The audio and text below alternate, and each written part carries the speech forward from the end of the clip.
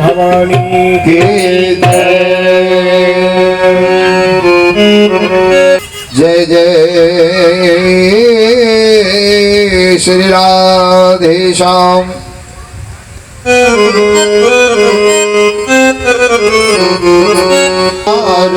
लेकर नाम तेरा जय हो गए भग से मार। लेकर नाम तेरा हो गए भग से मार। लेकर नाम तेरा सब हो गए भग से मार। लेकर नाम तेरा सब हो गए भग से मार। भग से मार लेकर नाम तेरा सब हो गए भग से मार। लेकर नाम तेरा राम तेरा है मैया राम तेरा। राम तेरा है मैया राम तेरा। राम तेरा है मैया राम तेरा। राम तेरा है मैया राम तेरा सब हो गए भग से मार। लेकर नाम तेरा हो गए भग से मार। लेकर नाम तेरा है वाल्मीकि अतिथि कर्म में सदा लीन था। बुरे कर्म में सदा लीन था। बुरे कर्म में सदा लीन था। राम तेरा सब हो गए भव से पार। नाम तेरा मैया नाम तेरा। नाम तेरा हो मैया नाम तेरा। नाम तेरा है मैया नाम तेरा। नाम तेरा है मैया नाम तेरा हो गए सब हो गए भव से पार। लेकर नाम तेरा सब हो गए भव से पार। हो गए भव से पार। लेकर नाम नील जात का मानर। नील जात का मानर। राम नाम लिख दिया शिला पर। राम नाम लिख दिया शिला पर। अरे हो गए सेना पार। लेकर नाम तेरा हो गए सेना पार। लेकर नाम तेरा हो नाम तेरा मैया नाम तेरा। नाम तेरा हो मैया नाम तेरा। नाम तेरा है मैया नाम तेरा। नाम तेरा हो मैया नाम तेरा सब हो गए भव से पार।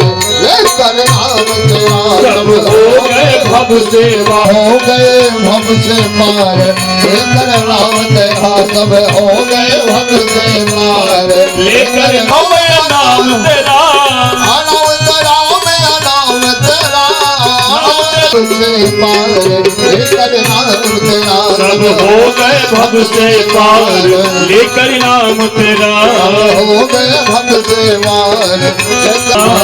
बोलो जय माता की, सारे बोलो जय माता की, सारे बोलो जय माता की, जय माता की, जय माता की, ये आगे बोलो जय माता की, पाछे बोलो जय माता की, जय माता की, जय माता की, जय माता की, जय माता की, हल्दी छोड़ी जय माता की, हरी न जाओ जय माता की, जाओ करके जय माता की, वो हल्दी जय माता की, शेरों वाले जय माता की, हल्दी होले जय माता की, हरी न जाओ जय माता की, खबर वाली जय माता की, सब हो गए भक्त से पार, लेकर नाम तेरा लेकर नाम सब हो गए भक्त से पार, लेकर तेरा, हो नाम तेरा मैया नाम तेरा, नाम राह मैया नाम तेरा, नाम तेरा हो भैया नाम तेरा, सब हो गए सब हो गए सब हो गए भव से पार, लेकर नाम तेरा सब हो गए भव से पार, लेकर नाम तेरा, सब हो गए भव से पार, लेकर नाम तेरा सब हो गए भव से पार, नाम तेरा सब हो गए भव से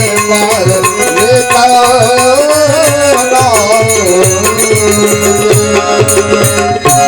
तेरी सराही जय जयकारा सरालिया। जय हो। आवाज तो आता ही नहीं है, हम अकेले सब आप लोगों से ज्यादा चिल्लाते हैं। आप लोग इतने व्यक्ति हैं तो पंडाल से तो बाहर आवाज जाना चाहिए। बोल दे साचे दरबार की जय हो। बांध के उस पार आवाज गया। दरबार में प्रतिदिन नव दुर्गा का नव स्वरूप, इसके उपरांत षष्ठी से माता रानी का पूजन आरम्भ होगा। तृतीय दिन के कथा में है कि नैमिषारण्य में नर और नारायण और प्रहलाद का युद्ध। व्यास जी कहते हैं कि हे राजन, नैमिषारण्य में पहुंच करके भक्त प्रहलाद ने वहां पर अत्यंत तीखे और अनेक प्रकार के बाण देखे। सोचने लगे कि ऋषियों के ऐसा सोच भी रहे थे कि कुछ ही दूर पर उन्होंने कृष्ण भृगु चर्म धारण किए हुए तथा सिर पर विशाल जटाओं से सुशोभित धर्मपुत्र नर और नारायण को देखा। नर और नारायण का अवतार का भी कारण है। भगवान विष्णु ही नारायण है और उनके परापस के स्वरूप में अर्जुन ही नर रूप में उनको अवतार लिए। क्यों लिए? कि एक सहस्त्र कवच राक्षस था बद्रिकावली, वो किसी के मारे नहीं मरता। ये जो भी उसको कवच तोड़ता वो खुद ही मर जाता। बिना तपस्या किए 1000 कवच था। एक कवच था कर्ण के पास, लेकिन उसके पास 1000 कवच थे, 1000 कवच। तो वो मारा नहीं जा रहा था। तो भगवान विष्णु ने ये किया कि 2 भाई के रूप में, नर और नारायण के रूप में, एक तपस्या करता था और एक उससे युद्ध लड़ता। तो ऐसे ही करते करते करते जब वो देख लिया कि ये तो बड़ा समस्या है, एक भाई लड़ता है, एक भाई भी तपस्या करता है, तो ऐसे हम हाथ जीत नहीं पाएंगे। फिर वो भगवान सूर्य के शरण में गया और उनको शरण दिया सूर्य भगवान ने, और उनको वरदान दिया। वही जो है एक कवच जो बचा था वो कर्ण के रूप में द्वापर में आकर करता है। तो नर नारायण की बात। नैमिषारण्य तीर्थ क्या है? नैमिषारण्य तीर्थ है तपोवन। इस धरती पर ऐसा तीर्थ कहीं भी नहीं है। वहाँ पर भूमि का बिक्री खरीद नहीं होता जितना कुल में नैमिषारण्य है। आप जा करके कोई भी कुटी बना कर रह सकता है और उसको बेच नहीं सकते, किसी को आप द्वारा देते आ। नैमिषारण्य जहाँ भगवान विष्णु का चक्र सुदर्शन गिरा था, और वहीं पर सभी संकादिक 88,000 ऋषि निरंतर कथा श्रवण करते रहते हैं, यज्ञ करते रहते हैं। भगवान विष्णु का नैमी हुआ चक्र सुदर्शन, और आरण्य, सारण्य का मतलब सुंदर वन, उसमें विहार करते हैं। बहुत देवी देवताओं सबका विहार होते रहता है। तो जब प्रहलाद देखा कि यहाँ तो यज्ञ भूमि है, इस जगह पर यह अस्त्र शस्त्र क्यों रखा हुआ है? इतनी घोर तपस्या और यहाँ धनुष बाण धारण करना, दोनों में विरोधाभास है। यह आपका आडंबर मात्र है। आप ऋषियों को तो धर्मात्मा ही श्रेष्ठ है। व्यास जी कहते हैं कि प्रहलाद के ऐसे वचन को सुनकर नर मुनि कहने लगे, युद्धे तपसि सामर्थ्यं त्वं पुनः किं करिष्यसि, गच्छ मार्गं यथा कामं कस्मादत्र विकथ्यसे। युद्ध और तपस्या दोनों में हम समान रूप में समर्थ हैं, फिर इस विषय में पूछकर आप क्या करोगे? आप इच्छानुसार अपने रास्ते चले जाइए, यहाँ व्यर्थ की बातें क्यों करोगे? नर रूप भगवान कृष्ण जी प्रहलाद से बोल रहे हैं, किसको? बड़ी हिरण्यकश्यप के पुत्र को प्रहलाद।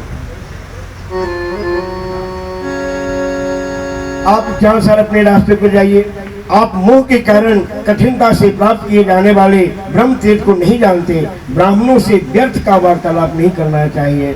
है ब्रह्म तेज अति का दुष्टर, तुम तप की भाषा क्या जाने, दर्शन कर अपने घर जाओ, तुम तप की महिमा क्या जाने। नर का ऐसा अहंकार पूर्ण वचन सुनकर प्रहलाद जी कहने लगे कि तुम दोनों का इस प्रकार अहंकार मिश्रित है, अधर्मपूर्ण है, आचरण इस पवित्र आश्रम में उचित नहीं है। हे तपोवन, आप में जितनी शक्ति है इसे युद्ध में अभी प्रदर्शन कीजिए।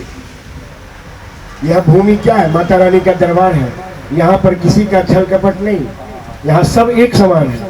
यही तीर्थ नैमिषारण्य आज यहाँ बना हुआ है। 9 दिन तक जो इस कथा में या इस पूजन में आते हैं सब एक समान है, इसमें कोई न बड़ा है न कोई छोटा है, न कोई धर्मी है न कोई धर्मी, सब माता जी का पुत्र है।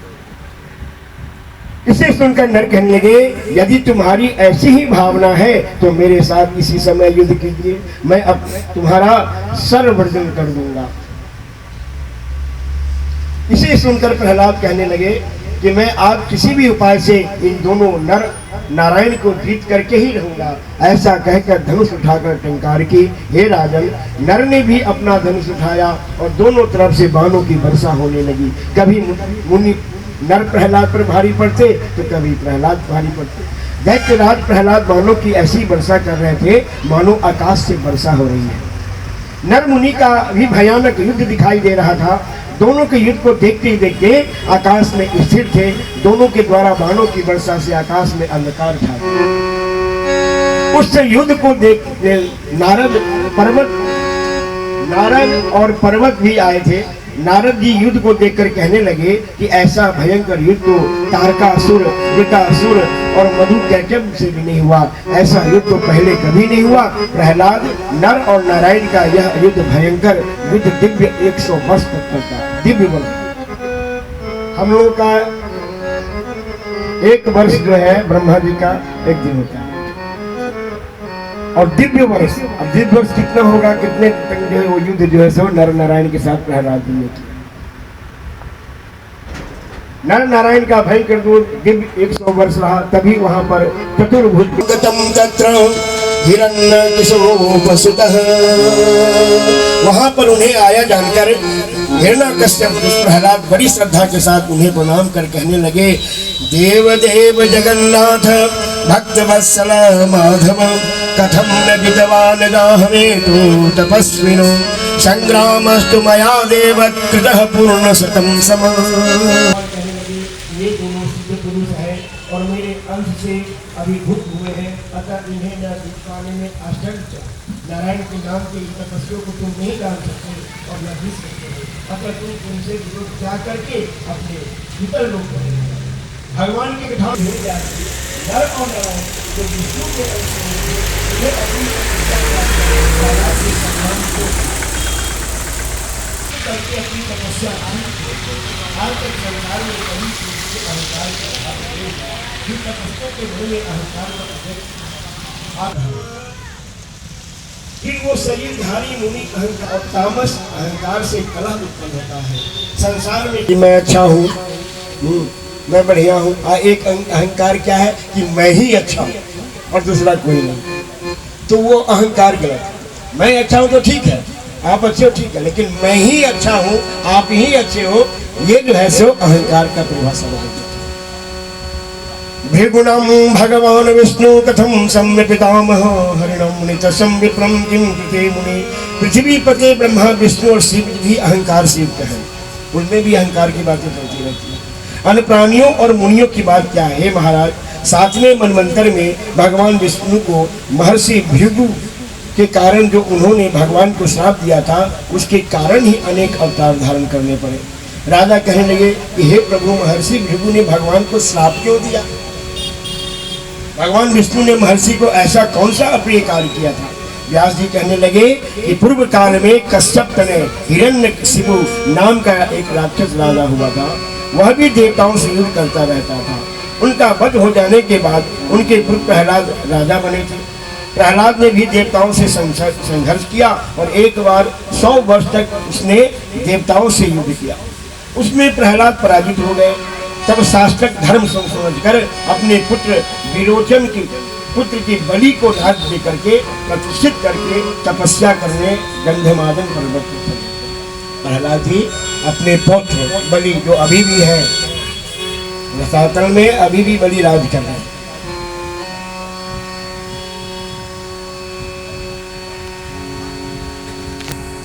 फिर उसी समय विरोचन के पुत्र बलि को राज पर प्रतिष्ठित करके तपस्या करने गंधमादन पर्वत पर चले गए। राज प्राप्त कर बलि ने भी देवताओं से भीषण युद्ध किया और देवताओं को जीत लिया। उस समय इंद्र के सहायक बनकर विष्णु ने दैत्यों को राज से च्युत कर दिया। तभी सभी दैत्य ने शुक्राचार्य जी के पास जाकर सहायता करने की प्रार्थना करी। शुक्राचार्य कहने लगे कि मैं आपकी सहायता करके तुम्हारा राज्य दिलाऊंगा। दैत्यों से ऐसा कह करके शुक्राचार्य मंत्र विद्या की प्राप्ति की, तपस्या करने चले गए। उन्होंने दैत्यों से कहा कि जब तक मैं मंत्र विद्या प्राप्त करके वापस नहीं आता हूँ, तब तक तुम शांति से रहना, अतः देवताओं से छल पूर्वक साम नीति को प्रयोग करके रहना। शुक्राचार्य जी महाराज और भी शक्ति प्राप्त करने के लिए, राक्षसों की सहायता के लिए तपस्या करने के लिए शुक्राचार्य जी कैलाश पर्वत पर जाकर शिव जी की तपस्या में लीन हो गए और उनसे कहा कि हे प्रभु, मैं दैत्यों की रक्षा हेतु उन मंत्रों को चाहता हूँ जो बृहस्पति के पास है। शिव जी कहने लगे कि हे शुक्राचार्य, यदि तुम सिर नीचे करके कण धूम, भूसी के धुएं, धान का जो भूसा होता है, भूसी के धुएं का पान करके 1000 वर्ष तक तपस्या करोगे तो तुमको मंत्र प्राप्त हो सकता है। व्यास जी कहने लगे कि शिव जी का आदेश सुनकर शुक्राचार्य दृढ़ता के साथ कथानुसार कठोर तपस्या की। शुक्राचार्य को तपस्या करते देखकर देवताओं ने सेना लेकर दानवों को घेर लिया और कहने लगे कि तुम्हारे हितैषी शुक्राचार्य दिव्य मंत्र प्राप्त करने को कठिन तपस्या कर रहे हैं, आप सभी तैयार होकर हमसे युद्ध करो। हे दैत्यों, हमसे युद्ध करो, हे दैत्यों हमसे युद्ध करो, शस्त्रों को लेकर आना। हे दैत्यों हमसे युद्ध करो, शस्त्रों को लेकर आना। राजा तो तपने लगे रण कौशल हो, राजा तो तपने लगे रण कौशल सत्ता भवन्तु युद्धाय समृद्धा शस्त्रपाणयः, शत्रु विखेन हन्तव्य एक धर्म सनातन। देवता कहने लगे कि अब क्षुब्ध हुए आप लोग भी हाथों में शस्त्र धारण करिए और युद्ध करने के लिए तैयार हो जाओ। यह सनातन सिद्धांत है कि जब शत्रु निर्बल हो तभी उसे मार देना। देवताओं के ऐसे वचन सुनकर दैत्यों ने भाग करके शुक्राचार्य की माता के पास जाकर सारा समाचार सुना दिया। माता ने उनको अभय कर दिया। पीछे से देवता वहां आकर दैत्यों पर प्रहार करने लगे। तब माता ने निद्रा का आह्वान कर सभी देवताओं को निद्रा के वशीभूत कर दिया। पीछे भगवान विष्णु और इंद्र को भी आक्रांत कर दिया। फिर इंद्र के कहने पर भगवान विष्णु ने चक्र से उसका सर काट दिया। उसी समय भयानक वध को देखकर भृगु ने क्रोध करके भगवान विष्णु से कहा कि हे विष्णु, तुमने इंद्र के हित के साधन है मुझे विदुर बना दिया है। हे जनार्दन, मैं भवः पायो गर्भ भवम दुखम मोक्षम पापा जनार्दन। भगवान के अवतार लेने के कई कारण ही है कि भगवान को बार बार अवतार लेना पड़ा। एक अवतार जब हुआ था, जब नारद जी को मोह हो गया था, श्रीमद् रामायण में इस कथा का वर्णन है। भगवान नारद जी को ऐसा मोह हो गया कि मैंने काम क्रोध मोह सबको जीत लिया। उनमें मैं ऐसा ऋषि हूँ कि सभी पर मैं अपना विजय प्राप्त करूँ। लगे प्रभु मैं आज ऐसा किया हूँ कि मैं सभी काम को बस में कर सकता हूँ, सभी को अपने बस में कर सकता हूँ। भगवान शंकर बोले कि आपने ये बात तो मुझसे कह दी, लेकिन ये बात किसी और को मत कहिएगा कि मैं काम पर विजय प्राप्त करूँगा। नारद जी बोले ये तो बोले बाबा ऐसे ही बोल रहे हैं। भगवान विष्णु जी के पास गए नारद जी बिना बजाते हुए, बोले प्रभु आज मैंने काम पर विजय प्राप्त किया। भगवान भी हंसे, बोले कि ठीक है भैया, हो सकता है कि वह भगवान विष्णु बोले कि माया से तो कोई भी नहीं बचा हुआ, न ब्रह्मा जी न भोले बाबा कोई भी। तो उनको जो है जब देखा कि ये बच्चा भगवान का काम ही यही है कि अपने पुत्रों को शिक्षा देने के लिए ही परीक्षा लेते रहते, तो जैसे ही विष्णु लोक से नारद जी रास्ते में गए तो वहाँ पर एक श्रीनगर का निर्माण कराए। वहाँ का श्रीनिधि राजा थे, बहुत ही सुंदर उनकी कन्या थी। तो नारद जी देखकर आश्चर्य हुए कि यहाँ तो ये नया नगर बसा है। जब उस नगर में आए तो राजा ने, श्रीनिधि राजा ने उनका आदर सत्कार किए, प्रणाम किए और बैठाए आसन पर। बोले महाराज मेरी कन्या का जो है आप दशा बताइए, इसका हस्तरेखा देखकर बताइए कि इसकी भाग्य में क्या लिखा है। अब नारद जी जैसे ही उनकी हस्तरेखा देखे तो वो देख के घबरा गए। तो जिसके साथ विवाह होगा वो तीनों लोग का ऐश्वर्य प्राप्त करेगा, सबसे बड़ा भाग्यवान होगा। अब नारद जी मन ही मन में सोचने लगे कि कैसा उपाय हो कि मेरा विवाह इसके साथ हो। अब देखो कहाँ तुम काम को जीते थे और कहाँ यहाँ भगवान की माया में फंस गए कि मेरा विवाह इसके साथ हो जाएगा, मैं अमर हो जाऊंगा, मुझे तीनों लोग का ऐश्वर्य प्राप्त होगा। ये विचार करके नारद जी बोले कि इस समय मेरा हित करने वाला तो भगवान ही है, मैं उन्हीं के पास जाता हूँ और उनसे वरदान मांगता हूँ कि मुझे उस कन्या से विवाह हो जाए, ऐसा मुझे बना दे राजकुमार सुंदर कि मैं उससे विवाह करूँ। ये बात सोच करके भगवान विष्णु जी के पास नारद जी पहुँचे। भगवान देखे कि आप फंसे नारद जी में। बोले ऐसा बनाओ आप कि वहाँ जो श्रीनिधि राजा स्वयंवर कर रहे हैं अपनी कन्या को, मेरे साथ उसका विवाह हो जाए किसी भी तरह। भगवान बोले ठीक है, जिसमें तुम्हारा हित होगा मैं वही काम करूंगा। ऐसा कह करके भगवान विष्णु जी उनको विदा करते। अब नारद जी मन ही मन समा रहे कि भगवान ने मुझे ऐसा वरदान दिया कि मेरा हित होगा, तो मेरा हित तो मेरी शादी करने में, विवाह करने में है। चलो भगवान का नाम लेकर के उस राजसभा में जाके बैठ गए और विष्णु भगवान भी पहुंच गए स्वयंवर में। अब जैसे ही जयमाला वो राजकुमारी लेकर घूमते नारद जी की तरफ देखा भी नहीं, नारद जी की तरफ देखा भी नहीं और जाकर के भगवान विष्णु के गले में मारा गया। अब ये देख करके उनको बहुत क्रोध हुआ है। कहाँ तो मैंने उनसे वरदान मांगा था कि मुझे ऐसा बनाओ कि मेरा विवाह किसी तरह से इस कन्या से हो जाए, और ये आकर के खुद ही विवाह करे। अब क्रोध क्या करे क्या न करे, लेकिन मन सांत्वना दे रहे थे मैं चलो इसका उपाय मैं बाद में बताऊंगा मिलने के बाद। वहीं पर क्या हुआ कि शिव जी का 2 गण बैठे हुए थे और नारद जी को देख करके हंसने लगे। नारद जी बोले कि मेरे पर क्यों हंस रहे हैं? तो बोले कि आप अपना चेहरा तो देखिए कम से। तो कहाँ चेहरा देखे? तो लोटे में जल था, उसमें जैसे ही देखे तो बंदर की आकृति थी। नारद बंदर बना दिए थे भगवान। नारद जी को तो और भी गुस्सा का कोई सीमा नहीं कि जब भगवान विष्णु मिले कि मैं जल्दी से उनको श्राप ही देगा। अब नारद जी गुस्से में खड़कर कांप रहे। पहले तो उन दोनों को श्राप दे दिया शिव जी को, गणित जाओ इसी वक्त तुम लोग निशाचर हो जाओ। तो वही जो है 3 जन्मों में श्राप मिला था। वहां पर जाकर रावण, कुंभकर्ण, कंस हुए और हिरण्यकश्यप, ये सब वही का 3 जन्मों का श्राप मिला था। वही एक श्राप का कारण हुआ। जब भगवान के दिव्य निवास गए तो देखे रास्ते में वही भगवान जी राजकुमारी को लेकर मिल गए।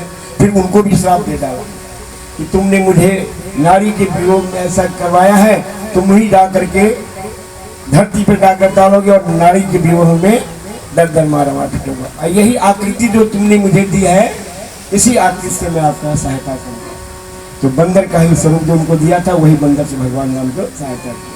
बोलिए सियापति रामचंद्र की जय, विष्णु भगवान की। तो यही मोह है। मोह में ही इंद्र को कभी ये डर लगता है कि मेरा राज सिंहासन छिन जाएगा, तो वो इसलिए युद्ध करता है। तपस्वी को तपस्या भंग करते रहता है, जो तपस्या करता है फिर भी डर हो जाती है कि मेरा सिंहासन न छिन जाए। तो देवता कहने लगे कि अब छुट्टी हो, मुझसे युद्ध करो। तो भगवान भृगु उनको श्राप दे दिया। तो एक श्राप ये भी भृगु की वजह से भगवान को अवतार लेना पड़ गया मृत्यु लोक में। दूसरा सनक सनातन जो थे, सनक सनातन 4 बालक ऋषि थे, उनको भी जय विजय ने रास्ता रोका था, वहां पर भी उनको श्राप मिला था ये राक्षस हो जाओ, और उसके लिए भगवान को अवतार लेना पड़ा। तो ये श्यामति रामचंद्र की जय। नारायण नारायण नारायण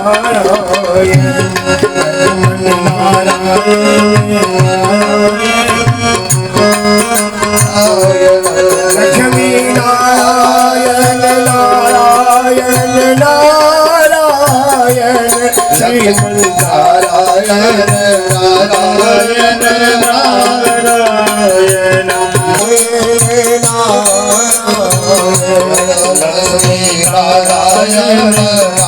नारायण नारायण ने गोप दियो ब्रज ऊपर,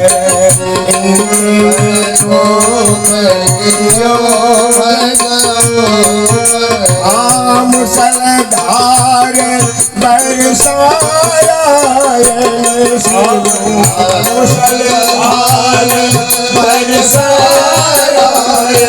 श्रीमन नारायण नारायण नारायण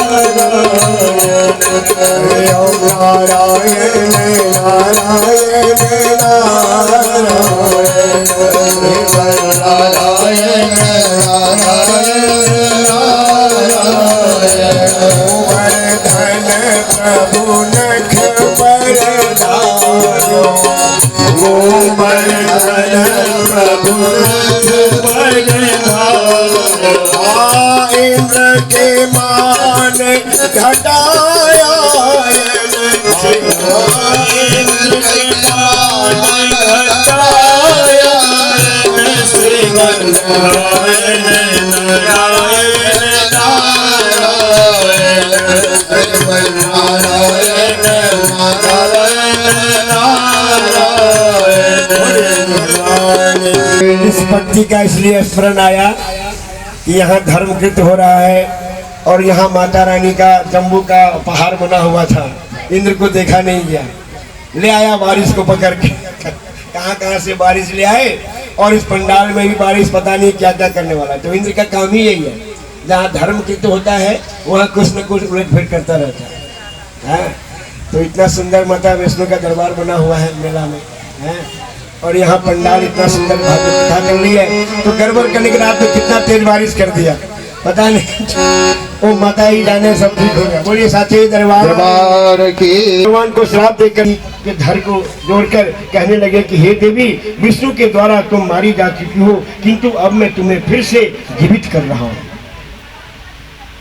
यदि मैं धर्म को जानकर उस पर अनाचरण सत्य भाषण करता हूँ, तेन सत्येन जीवेत यदि सत्यम ब्रवीम्यहम् अपश्यन्तु देवताः सर्वा मम तेजो बलम महत। तो उसी सत्य के प्रभाव से तुम जीवित हो जाओ, सभी देवता मेरे महान तेज बल को देख ले। व्यास जी कहने लगे कि ऐसा कहकर महर्षि भृगु ने शीतल जल उनके सिर पर छिड़का। भृगु की पत्नी शीघ्र ही प्रसन्नता पूर्वक उठकर जैसे सोकर उठी के समान खड़ी हो गई। उसे देखकर सब ओर से साध साध कहकर सभी भृगु मुनि के और उनकी भार्या की स्तुति करने लगे। भृगु पत्नी को जीवित देखकर इंद्र सहित सभी देवता अत्यंत आश्चर्य में पड़ गए। इंद्र सोचने लगे कि भृगु ने अपनी पत्नी को जीवित कर लिया है, और शुक्राचार्य कठोर तप करके शिव की आराधना करके शिव जी से मंत्र को प्राप्त करके पता नहीं क्या कर डालेंगे। यह सोचकर शुक्राचार्य के तप से चिंतित होकर अपनी सुकुमारी कन्या से कहा, गच्छ पुत्री मया गता काव्याय तुम तपस्विनी समाराध्यम तन्वंगे मत्कृते तम वशं गुरु।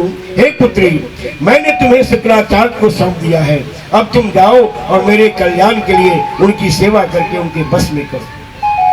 पिता की बात सुनकर जयंती शुक्राचार्य के आश्रम में गई, जहाँ मुनि नीचे की ओर मुंह करके धुएं का सेवन करते रहे, तपस्या कर रहे थे।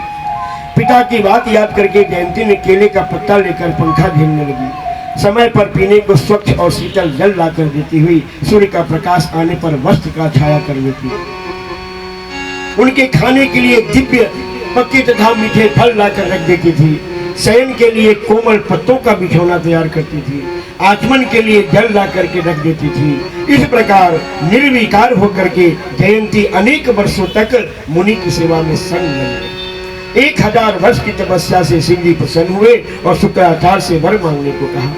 शंकर जी कहने लगे कि हे भृगुनंदन, आपको जगत में जो भी दिख रहा है उसका स्वामित्व प्राप्त है। आप सभी प्राणियों से अवश्य प्रदाओं के स्वामी तथा श्रेष्ठ ब्राह्मण के रूप में प्रतिष्ठित होंगे। व्यास जी कहने लगे, वरदान मिलने के पश्चात शुक्राचार्य ने इंद्रपुत्री जयंती से पूछा, हे देवी, आप कौन हैं, किसकी पुत्री हो, अपनी अभिलाषा बताओ। जयंती कहने लगी, हे ऋषिवर, मैं देवराज इंद्र की पुत्री हूँ। पिताजी ने मुझे आपकी सेवा में नियुक्त किया है। आप सर्वज्ञ हैं, मेरी अभिलाषा को भी जानते हैं। मैं पतिव्रत धर्म के अनुसार आपके साथ विहार करना चाहती हूँ।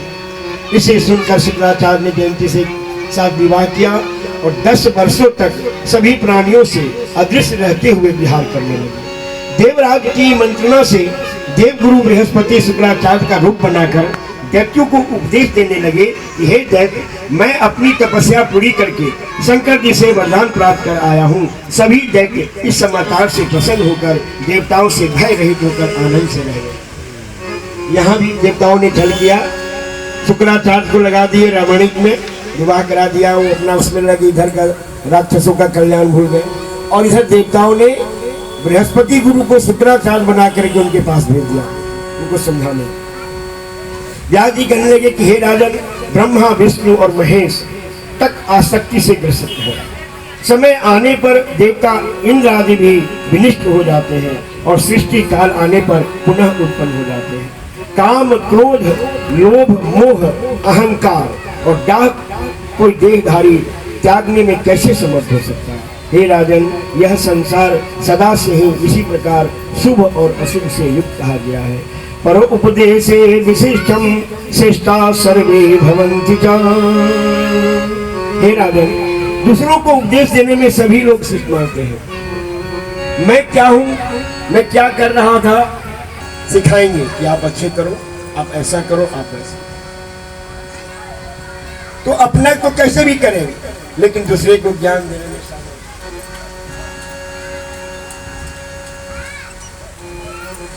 तपस्या तस्य आराधनेव गुणांत सर्वान् विगुंजः मुक्तिं भजेत मंतिमान्ये पथं स्थितं परः आराधिका महेशानि यावत् कुरुते कृपा। उन्हीं की आराधना के द्वारा सत्वादि सभी गुणों को पराभूत करके बुद्धिमान पुरुष मुक्त के अतिरिक्त अन्य कोई उपाय नहीं है। जब तक आराधित महेश्वरी कृपा नहीं करती है तब तक सुख कैसे हो सकता है। जब तक भगवती की माया कृपा प्राप्त नहीं होगी तब तक सुख कैसे हो सकता है। देवगुरु बृहस्पति ने दैत्यों को भ्रमित करके खूब ठगा। सभी को शुक्राचार्य समर्थ उनकी शरण में गते हुए सच ही कहा है कि लोभ से कौन सा प्राणी मोह में नहीं पड़ता। उधर शुक्राचार्य जी के जयंती के साथ रमन करते 10 वर्ष बीत गए। तब वे दैत्यों के पास पहुंचे।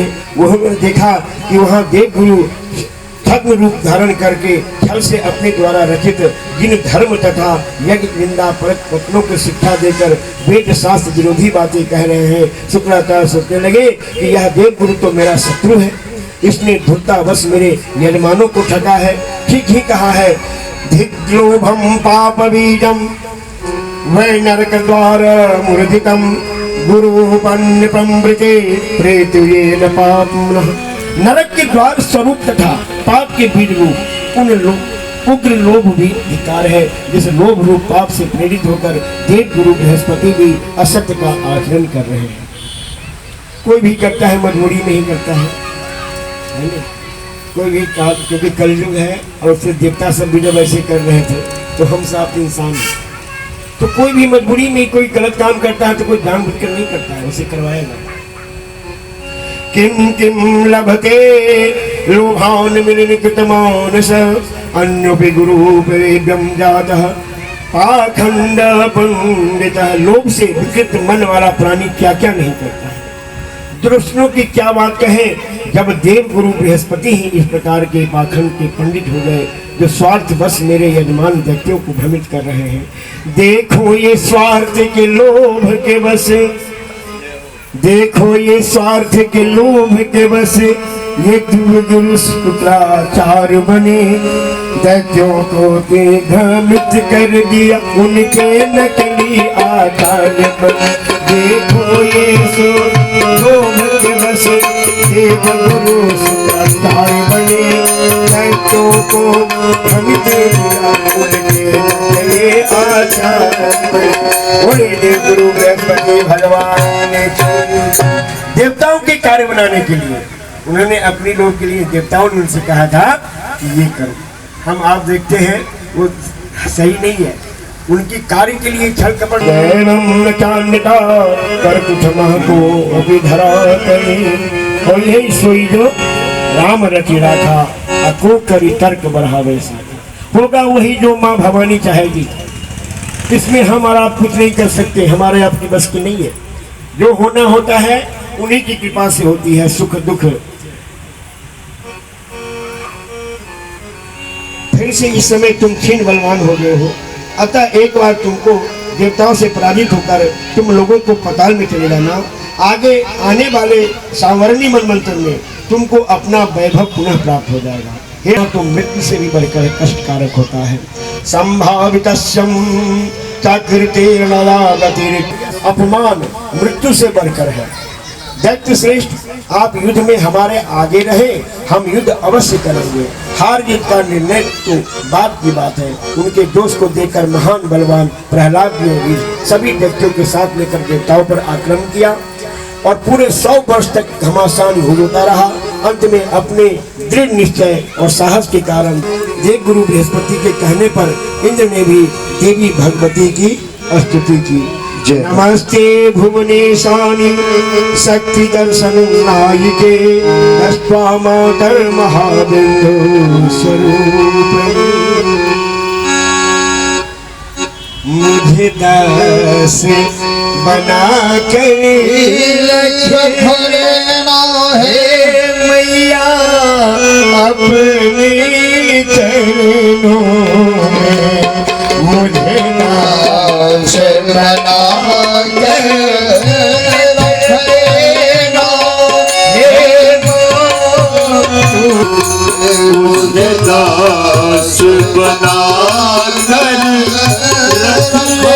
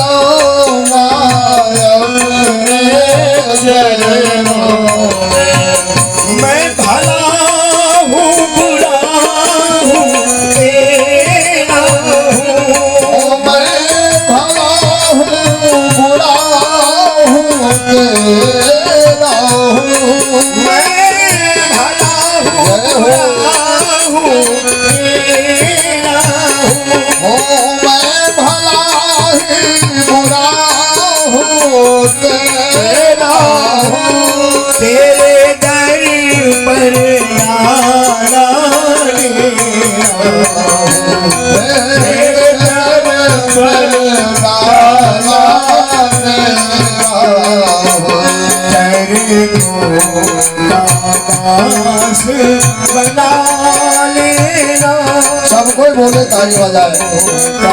दास बना लेना हे मैया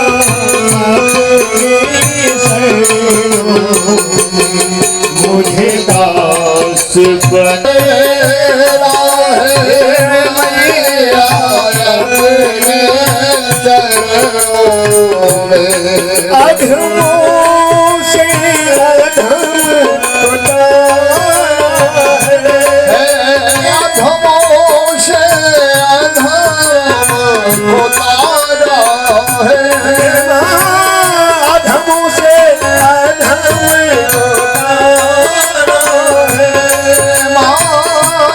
अधमों से अधम उतारा है उसमें भी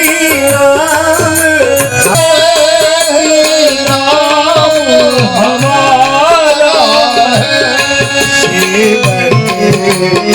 जाने के रख लेना से मुझे जाने के रख लेना हे मैया अपने मुझे दास बना के रख लेना जगदम्बा अपने चरणों में मुझे दास बना कर रख लेना जगदम्बा अपने चरणों में मुझे दास बना के रख लेना जगदम्बा अपने चरणों में महारानी की जय। नमो देवी महामाया स्वयं ले लिए उसी की इच्छा से पराजित कामधेनु और ऐरावत हाथी भीम आदि को दे दिए। हे माता विष्णु से निपराज राहु का भी सिर काट दिए। अतः हे जगन माता शुद्ध विचार कर जैसा उचित सके वैसा संहार करे रक्षा करे। इस प्रकार प्रहलाद जी ने भी उधर देवता सब कर रहे हैं स्तुति और इधर प्रहलाद जी माता जी से स्तुति कर रहे हैं कि हे माँ हमें अपने शरण में लीजिए। हे माँ जग के सारे प्राणी यहाँ लोभ मोह से पीड़ित हैं। हे माँ जग के सारे प्राणी यहाँ लोभ मोह से पीड़ित है चाहे दानव हो या देव माँ सब ही माया से चाहे दानव हो या सब ही माया से। विश्राम वह चाहे तो घर को संवारने और वह चाहे तो घर को बिगाड़ने। मनुष्य के बस में कुछ भी नहीं है। कितना भी करेंगे घर में अगर सही नहीं चला कार्यक्रम तो घर बर्बाद हो जाए। तो शक्ति का आप लोग शक्ति अपने आप में ही हो। नारी शक्ति को इसलिए तो भगवान ने सभी ने विचार करके माँ शब्द बनाया है। उधर माँ और आप सब माँ। तो नारी में बहुत शक्ति है। अगर आप लोग अपने कन पर रहें तो आपको कोई भी नहीं चल सकता। ये माता का वरदान है। भगवान उनकी परीक्षा लेने के लिए ब्रह्मा विष्णु जी और शिव जी सती की परीक्षा करने के लिए पहुंचे और बोले कि माँ आप मेरे सामने जो है निवस्त्र होकर के। अब देवताओं को देखिए ब्रह्मा विष्णु महेश सती अंशिया विचार करने की कैसी बात आप कर रहे हैं। तो बोलिए कि अगर आप हमारी बात को नहीं मानेंगे तो आपका असत्य है। आप सती किस बात की हो जो किसी बात को आप न मानो। हम आपके यहाँ याचना करने आए हैं। तीनों ब्राह्मण का भेष ला करके ब्रह्मा विष्णु आए थे। तो माँ होती है। सती अनुसुईया ने बोला ठीक है आपकी जैसी इच्छा। तो माँ सती अनुसुईया ने तीनों को बालक रूप में बना दिया। अज्ञान 6 महीने के बालक से भी कम समय का बालक बना दिए तीनों को ब्रह्मा विष्णु महेश और निवस्त्र होकर के अपना स्तनपान करा दिया। और ये बातें उनको स्मरण में नहीं। फिर जैसा थे जब हो गया सब अब देख भी लिया सभी जानते थे ये माया क्या होगी। तो माँ बन करके तीनों देवताओं को उन्होंने निवस्त्र होकर के भी दिखाया। तो वही उनके पुत्र में दत्तात्रेय के नाम से दूसरा अवतार हुआ। भुज बल भूमि भूप बिनु किन्ही अभिपुल वार मही देवन बिन्ही सहस बाहु मुझ छेदन हारा अपरस विलोक महीप कुमारा। भगवान विष्णु ने त्रेता युग में रघुवंश में दशरथ पुत्र राम के रूप में अवतार लिए और रावण आदि राक्षसों का संत भक्तों की रक्षा की उनसे। इसी प्रकार 28वें द्वापर रूप में नर नारायण के अंश से अर्जुन और कृष्ण के रूप में अवतार हुए। दत्तात्रेय के बाद में नरसिंह अवतार हुआ, धर्म अवतार हुआ, नरसिंह अवतार हुआ। उसके बाद वामन का अवतार हुआ, फिर वो परशुराम जी ब्राह्मण के रूप में अवतार लिए। भगवान के अंश से परशुराम जी भी अवतार लिए।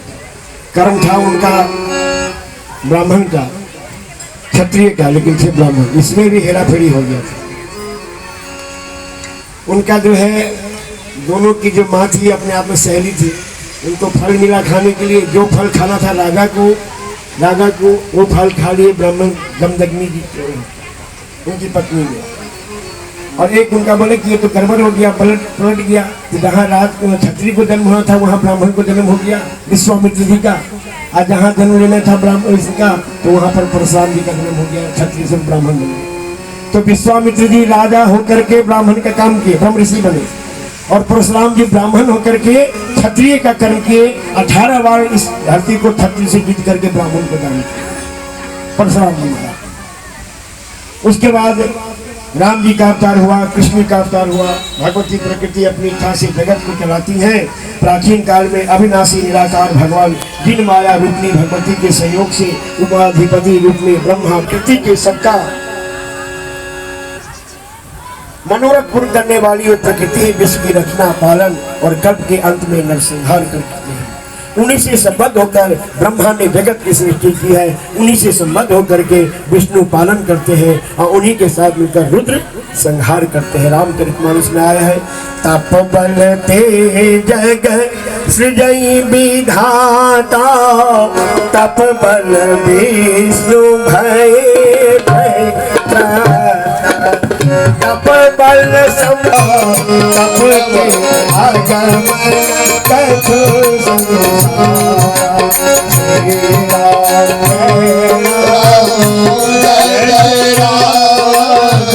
श्री राम जय राम जय जय राम, जय श्री राम जय राम जय राम, श्री राम जय राम जय जय राम। माता तेरे चरणों के, माता तेरे चरणों की कर धूल जो मिल जाए, मैया तेरे चरणों की कर धूल जो मिल जाए। अरे सच कहते हो मैया, सच कहते हो मैया, ओ तकदीर बदल जाए, माता तेरे चरणों कर धूल जो मिल जाए।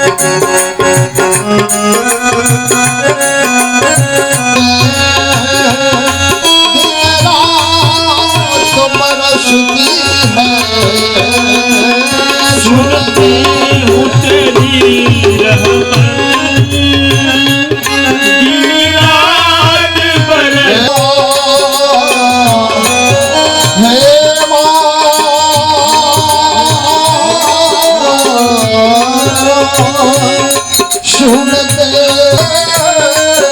दिन रात बरसती है, रहमत दिन रात बरसती है। और एक बूंद साथ जो मिल जाए, एक बूंद जो मिल जाए, दिल की खोली मिल जाए, माता तेरे होगी कर धुए मैया तेरी चरण फूल जो मिल जाए, ये मन बड़ा चंचल है, कैसे तेरा भजन करूं, कैसे तेरा भजन करूं,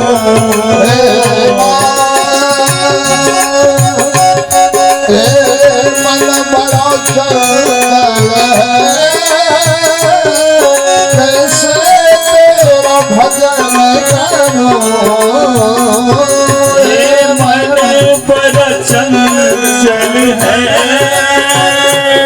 कैसे तेरा भजन करूं, हर जितना इसे समझाओ, जितना उतना ही मचल जाए, मैया मेरी चरणों की, माता तेरी चरणों की, कर धूल जो मिल जाए, सच कहता सच कहते हो मैया, मैया तेरे नजरों से गिराना चाहे लाख सदा देना है माँ, नजरों से गिराना है माँ, चाहे लाख सदा देना, नजरों से गिराना चाहे लाख सजा देना, नजरों से गिराना,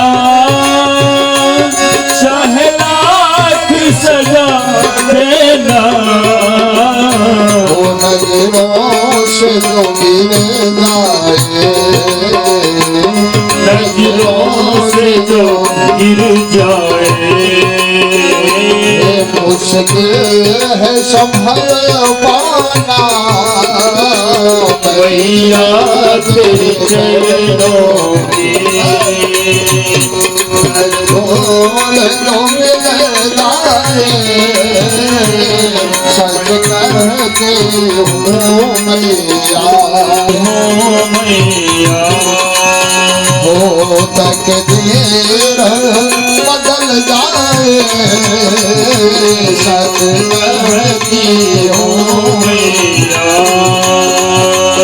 तकदीर बदल जाए, हे मैया इस जीवन में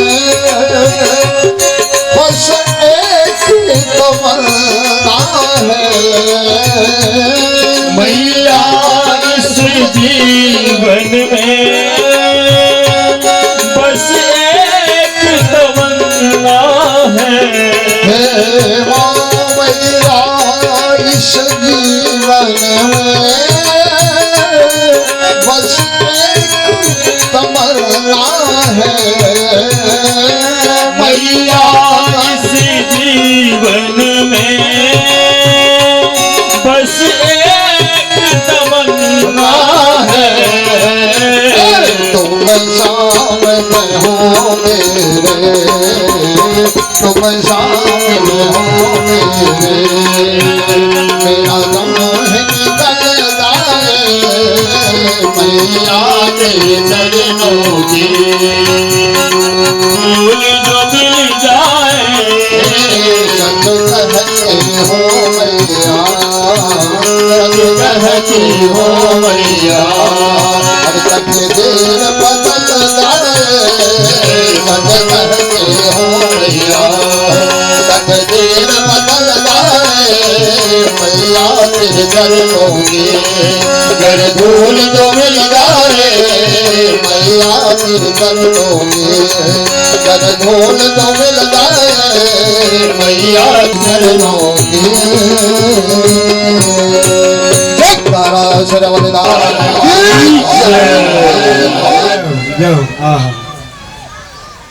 फिर आगे जब आपने कहा था कि नारायण के आश्रम में आकर अप्सराओं के मन में काम भाव जागृत हो गया। वे शांत चित्त नारायण मुनि पर आसक्त क्यों है? इससे कुपित हुए नारायण मुनि उनको श्राप देने को तैयार हो गया। तब उनको नर मुनि ने श्राप देने से रोका था। इसके बाद में नारायण ने उन अप्सराओं से क्या कहा था? धर्मपुत्र नारायण का जब क्रोध शांत हो गया तो क्रोध पाप की जड़ है और क्रोधी भगवान का सच्चा भक्ति। परशुराम जी से रामायण में लखन लाल कहते हैं कि लखन कहूँ हंसी सुनहु मुनि क्रोध पाप कर मूल अजहि बस जन अनुचित कर चराई विश्व प्रतिकूल कामी क्रोधी लालची इनसो भगति न हो अब भगति करे कोई सुरमा जाति वरण कुल खो अष्टाविंशे विशालक्ष्यो द्वापरे अस्मि धरातले देवानाम काल सिद्धर्था भविष्याम सर्वथा। जो लोभी है, जो कामी है, जो क्रोधी है, वो भगवान की भक्ति में कैसे रह सकता है? उससे भक्ति नहीं हो पाएगी, दिखावटी होगी। जो रोम में ग्रस्त है, जो काम में संलग्न है और जो क्रोध से ग्रसित है, वो भक्ति कैसा, भक्त कैसा? सब भगवान की माया है, सब भगवान दे रहे हैं, मैं इसमें संतुष्ट हूं। सुख हो या दुख हो तो वह भक्ति है। संत हृदय नवनीत समान। संत का भक्ति भगवान का कैसे है? नवनीत मंथन। भक्त कैसा होता है? संत कैसा होता है? किसी को दुख दिखे तो द्रवित हो गया।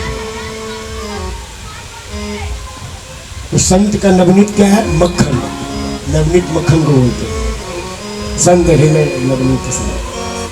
भक्त का हृदय, जो भक्त होगा, जो भगवान के शरण में होगा, वो किसी को दुख होकर देखकर दुखी होगा और किसी को खुश होकर के जलेगा नहीं, कहे भगवान और भी नहीं। अब जो भक्ति नहीं है, छल है, कपट है, काम है, क्रोध है, तो उसे भक्ति नहीं हो सकती है और किसी का भला नहीं हो सकता। वो अपने ही मार्ग को देता है। देवताओं का कार्य सिद्ध करने के लिए मेरा निश्चित रूप से अवतार होगा। उस समय तुम भी पृथक पृथक राजाओं की कन्याओं होकर जन्म ग्रहण करोगी और मेरी भार्याएं बनकर पत्नी भाव को प्राप्त होगी। ये भगवान नारायण विष्णु भगवान के स्वरूप में थे।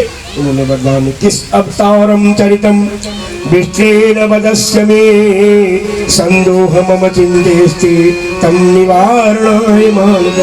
जन्मजय राजा कहते हैं कि हे मानव, अब आप कृष्ण अवतार की कथा मुझसे विस्तार से बताइए। मेरे मन में जो संदेह है उनका निराकरण कीजिए। संदेह हे मुने, महाबली कृष्ण और बलराम जिनके पुत्र रूप में पैदा हुए, उनके माँ देवकी और वसुदेव को कारागार में दुख क्यों सहना पड़ा? उनको कंस ने बेड़ियों में जकड़ कर बहुत दिनों तक दुख दिया था। कृष्ण पैदा तो मथुरा में हुए, फिर गोकुल क्यों ले गए? बाद में कंस को मार करके द्वारका में क्यों बसे थे? जब भगवान थे तो संतों को शाप से उनके वंश का नाश क्यों हो गया? भगवान ने महाभारत के युद्ध में असंख्य दुष्टों का संहार किए, अर्जुन आदि के द्वारा करवाकर पृथ्वी का भार उतारा, लेकिन भीलों चोरों से अपनी पत्नियों की रक्षा नहीं कर सके। उनको अर्जुन के संरक्षण में भेजा। देवकी और यशोदा कौन थे? कैकेयी थी यशोदा और कौशल्या थी देवकी। उस युग में माँ अपने जन से कैकेयी ने पुत्र का, राम जी को हमेशा पुत्र की भांति मानती थी। अब स्नेह रखती थी पुत्र, अपने पुत्र से, भरत से भी ज्यादा राम जी को मानती थी। तो उनको वहां पर वो प्राप्त हुआ। और कौशल्या जी तो इसीलिए यशोदा जी जेल में रही, और देवकी कौशल्या जी देवकी बन दिल में रही, और कैकई जो यशोदा बन करके भगवान कृष्ण को लाल पर अपना मनोज जो चिंता में रह गया था उसको पूरा। हे मुनीश्वर, पांडव धर्मनिष्ठ थे, भगवान श्री कृष्ण में भक्ति भाव रखते थे, फिर भी उनको क्यों कष्ट सहने पड़े? ये प्रश्न तो युधिष्ठिर जी ने भी धर्मराज से कर चुके थे कि मैं निरंतर धर्म आचरण करता हूँ, यज्ञ करता हूँ, ब्राह्मणों की सेवा करता हूँ, प्रजा की सेवा करता हूँ, कोई गलत कार्य नहीं करता हूँ, फिर भी मैं इस 12 वर्ष के वनवास और 1 वर्ष का अज्ञात को भोग रहा हूँ। दुख कब से मेरी माँ मेरे साथ दुख को प्राप्त कर रही है, मेरी पत्नी भार्या दुख को प्राप्त कर रही है, इसका क्या कारण है? और दुर्योधन भी जो अनेक प्रकार के अत्याचार में संलग्न है, अधर्म का कृत्य करता है, और वो राज सिंहासन पर बैठा हुआ राज सुख को प्राप्त करता है। तो धर्मराज ये प्रश्न पहले उनको दे चुके थे, तो जन्मेजय ने पूछा था उनसे, लेकिन उन्होंने उत्तर दिया था कि जो कर्म का फल है, चाहे भगवान हो चाहे मनुष्य हो, इस जन्म का कर्म जो है अगले जन्म में भोगना पड़ता है। अगर अभी बनाया तो अगले जन्म में, और बिगाड़ा तो अगले जन्म में। अगले जन्म का कर्म भाग जो है जब छठी होती है ना बच्चे की, तो कई जगह की प्रथा है कि कॉपी पेन से रखा जाता है कि ब्रह्मा जी इसका भाग्य लिखिए। हर जगह अपनी अपनी परंपरा है, तो भाग्य जो है छठी में ही लिख दिया जाता है। ब्रह्मा जी से उसी में दे देते हैं कि प्रेरक में जो जैसा कर्म किया था तुमको यहाँ भोगना पड़ेगा, और यहाँ जो बनाओगे उसको आगे आने वाली दुनिया।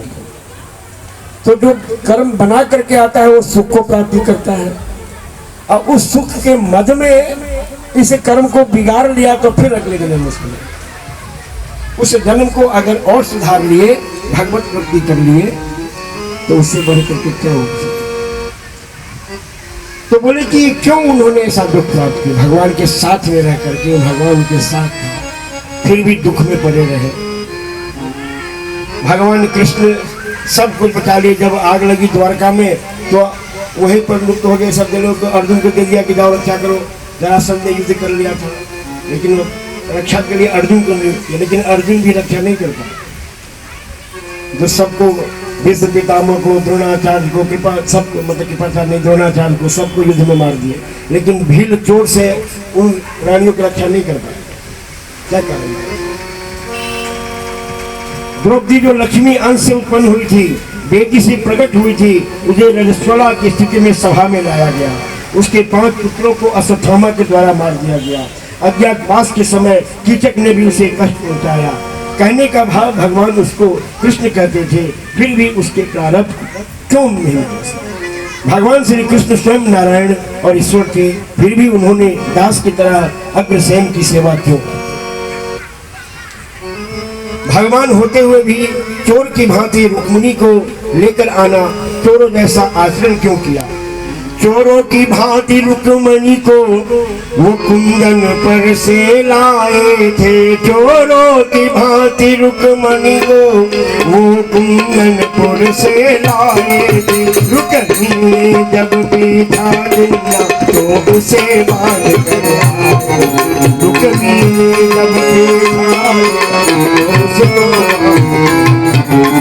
अपने पूर्वजों द्वारा प्रतिष्ठित राजधानी मथुरा को छोड़कर जरासंध के भय से भयभीत होकर कृष्ण द्वारका में क्यों गए?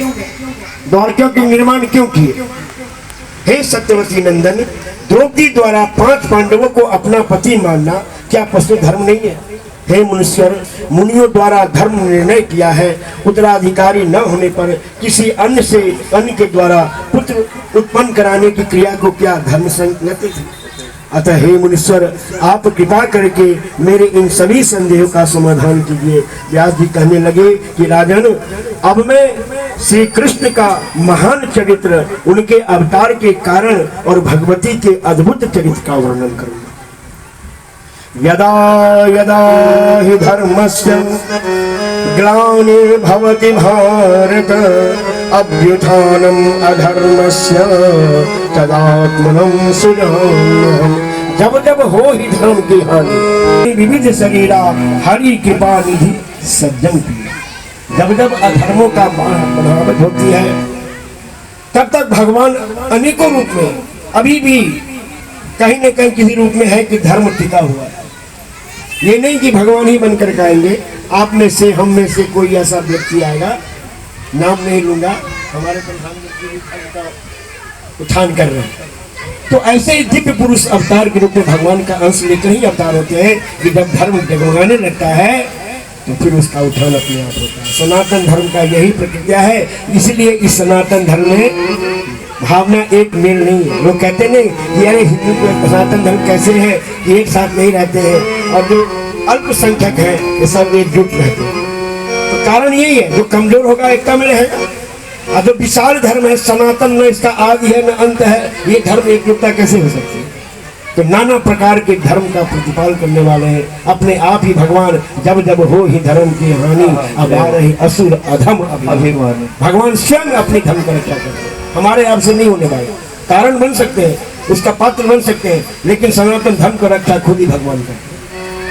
जब जब जो धर्म की हानि होती है तब तब किसी भी रूप में, एक समय में जब धर्म कम होने लग गया था और परोपकार बढ़ गए थे, तो रामचरितमानस का निर्माण, उसका क्या रामायण सीरियल का निर्माण हुआ। रामानंद सागर जी, कितने लोग जहाँ खड़े रहते वही रामायण सीरियल देखने लग जाते थे। अब धर्म सब हाथ पर धोकर जल्दी जल्दी काम निपटाया, हाथ पर धोया, भगवान का पूजा किए, और रामायण टीवी नहीं है तो बाहर जाकर दुकान में खड़े हो जाते देखने। तो ऐसे ही धर्म का प्रचार अपने आप होते रहता है। पृथ्वी में गौ का रूप धारण करके स्वर्ग में इंद्र के पास जाकर अपना दुख बोला। इंद्र पृथ्वी को लेकर ब्रह्मा जी के पास गए। फिर ब्रह्मा जी इंद्र आदि देवताओं के साथ विष्णु भगवान के पास जाकर विनती करने लगे। सहस्र शीर्षात्मसे सहस्राक्षः सहस्रपादः त्वं वेद पुरुषः पूर्वदेव देव सनातन। ब्रह्मा जी बोले कि आप 1000 मस्तक वाले, 1000 नेत्र वाले और 1000 पैरों वाले आप देवताओं से आदि देव तथा सनातन वेद पुरुष हैं। हे प्रभु, देवताओं जो अमरतत्व मिला है वह आप ही से मिला है। आपकी महिमा को त्रिलोक में कौन जानता है। आप ही सृष्टि करता है, पालन करता है, संहार करता है, आप ही रक्षा कर सकते हैं। इस प्रकार ब्रह्मा जी ने प्रमाण करके पृथ्वी के दुख को दूर करने के लिए अवतार लेने के लिए कहा।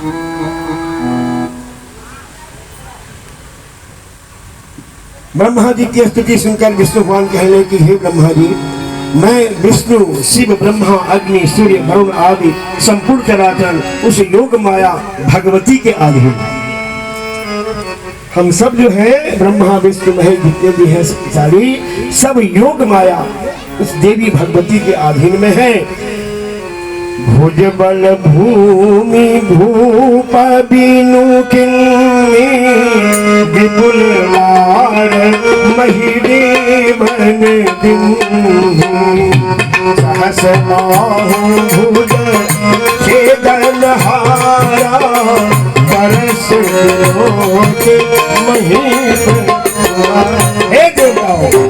राम के रूप में मैं पृथ्वी पर मुझे 14 वर्ष वन में कष्ट भोगना पड़ा। सीता जी का हरण हुआ। रावण से युद्ध करते समय में मेरा भाई लक्ष्मण नाग फांस में बांध दिए गए। भाग्यवश विजय मिलने पर सब कुछ समय तक सुख होगा, लेकिन पुनः एक बार सीता जी को वन में लोक निंदा के कारण भेजना पड़ा। अतः हे ब्रह्मा, इंद्र आदि देवताओं, आपकी तरह मैं भी परतंत्र हूँ, स्वतंत्र नहीं, मैं भी दूसरे के वश। सभी उन्हीं भगवती की महामाया मोहित होकर मैं ब्रह्मा हूँ, विष्णु हूँ और मैं शिव हूँ, इसी अभिमान से मोहित होकर हम सब सनातन परम तत्व को जानने में सक्षम नहीं हो सकते। भगवान विष्णु के ऐसा कहने पर सभी देवता भगवती का चिंतन करने लगे। उनके ध्यान करते भगवती उसी स्थान पर प्रकट हो गई। उस अलौकिक रक्तवर्ण अति सुंदर भगवती को देखकर सभी देवता उनकी स्तुति करने लगे कि जिस प्रकार मकड़ी की नाभि से तन, अग्नि से चिंगारी निकलती है, उसी प्रकार जगत जिनसे प्रकट हुआ है उस भगवती को हम बारंबार नमस्कार करते। बोलिए भगवती भगवानी। जैसे मकड़ी निज नाभि से अपना जाला खुद बुनती है, जैसे मकड़ी निज नाभि से अपना जाला खुद बुनती है, वैसे ही जग जननी माता सारी सृष्टि वैसे ही जग जननी माता सारे जगदमहे सर्वशक्ति धीमहि तन्नो देवी प्रचोदयात्। हे माता, जब तक आप हे माता, जब तक आप हम पर कृपा नहीं करेंगी तब तक हम राक्षसों से जीव कैसे जीतेंगे। कृपा करके आज उनको शीघ्र मारकर पृथ्वी के भार को उतार दीजिए। हे माता, जो दुष्ट ब्रह्मा विष्णु शिव से नहीं मारे जाते हैं वे सभी आपके द्वारा धराशायी हो जाते हैं। हे ब्रह्मा विष्णु शिव से नहीं मारे जा सके वे आपके द्वारा धराशायी कर दिए गए हैं। हम इस प्रकार देवताओं ने कई हजार श्लोकों से माता रानी का स्तवन किया। ऐसे ही सीता जी ने भी काली जी का अवतार लिया था।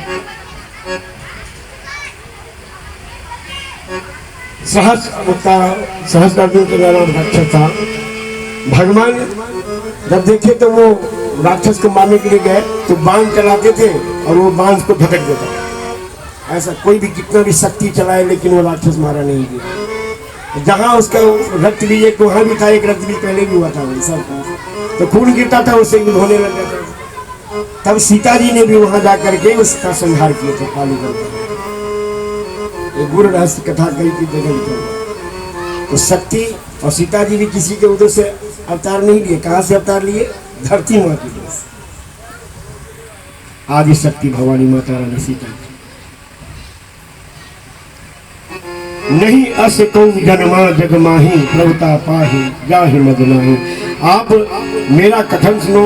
मेरे धरा पर अवतार लेने से पूर्व ही प्रजापति कश्यप अपनी पत्नी के साथ यदुकुल में वसुदेव नाम से अवतरण होंगे और विष्णु भगवान उनके पुत्र में रूप में उत्पन्न होंगे। हे देवताओं, उसी समय भी यशोदा के घर से उत्पन्न होकर आपका कार्य साधन करूंगी। मैं देवकी के घर में शेष भगवान को खींचकर रोहिणी के घर में स्थापित करूंगी।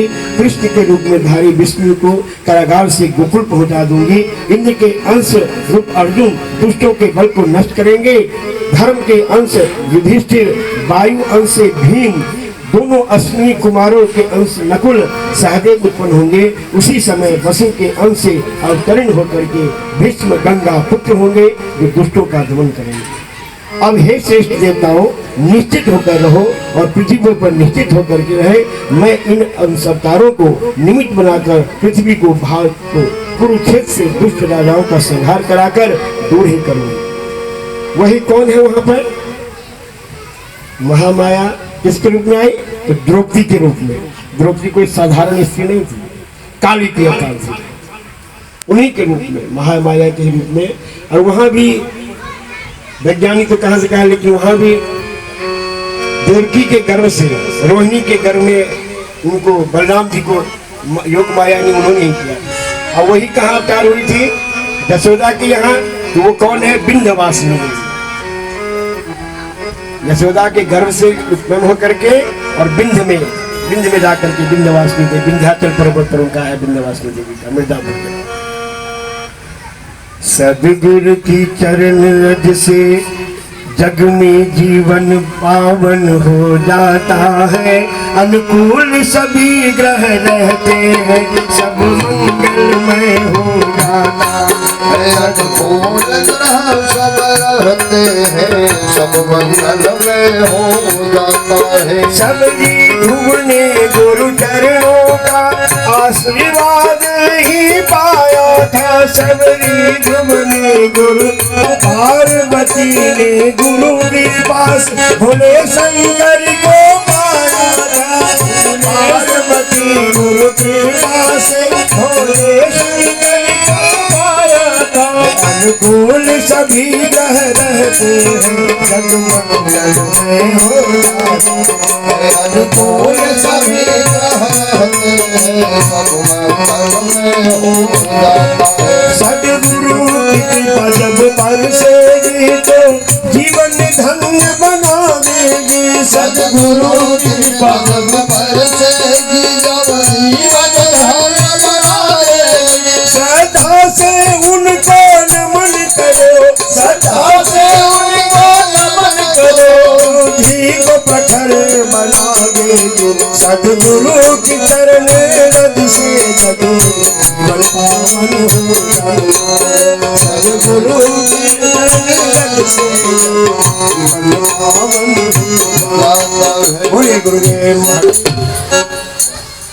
व्यास जी कहते हैं कि हे राम सदैव भगवती के अधीन रहते हैं। हे राजन, कुछ मनुष्य 1 वर्ष की आयु वाले, कुछ 100 वर्ष की आयु वाले, उनसे अधिक आयु वाले देवता होते हैं, उनसे अधिक आयु के ब्रह्मा और ब्रह्मा से अधिक आयु के शिव जी, उनसे अधिक आयु वाले विष्णु होते हैं और अंत में मृत्योत्तपतिरेव च चक्रवत भ्रमणं राजन सर्वे खौनात संशय। हे राजन, निश्चित रूप से देहधारियों की मृत्यु होती है और मरे हुए प्राणी को जन्म लेना होता है।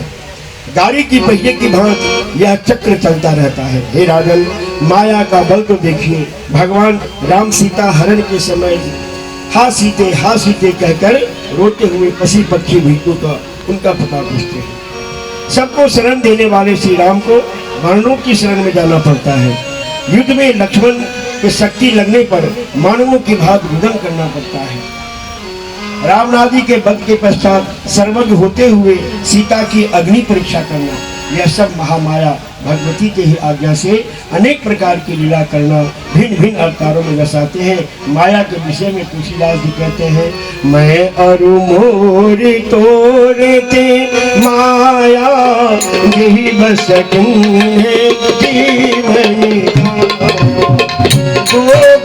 कर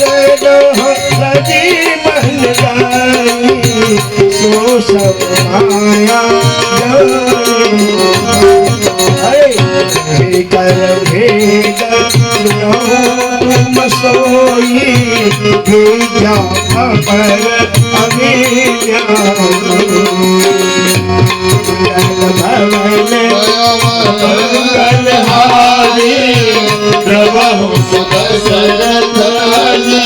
रामायण में साफ लिखा हुआ है। तुलसीदास जी वाल्मीकि रामायण में तुलसीदास लिखा हुआ है कि जो सीता जी को रावण हर कर ले गया था, सीता थी ही नहीं।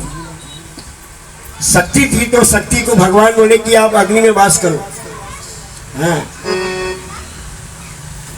तुम पावक मह करो निवासा जब लगी करो निशाचर नाश। पंचवटी में सीता जी को अग्नि में प्रवेश कराए और सीता जी अपनी छाया को वहां रखने के लिए वहां पर अग्नि परीक्षा रखी गई थी कि अब तो अपने अयोध्या को जाना है तो अपनी सीता को अग्निदेव से पाओ।